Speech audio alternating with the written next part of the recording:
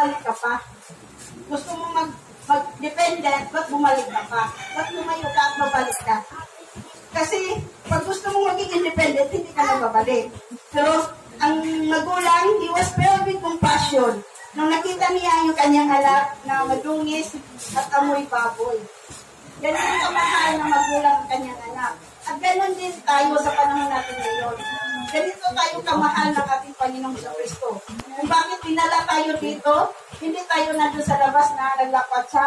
Dinala tayo dito para makikinig sa salita. Amen? Amen. Amen. Bless tayo mga kapatid.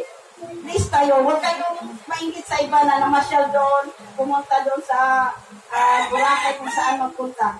Tayo, bless tayo kasi tuwing linggo nandito tayo sa presensya ng Panginoon. Dito na tayo. Si Jesus, hindi yan bumaba para i-justify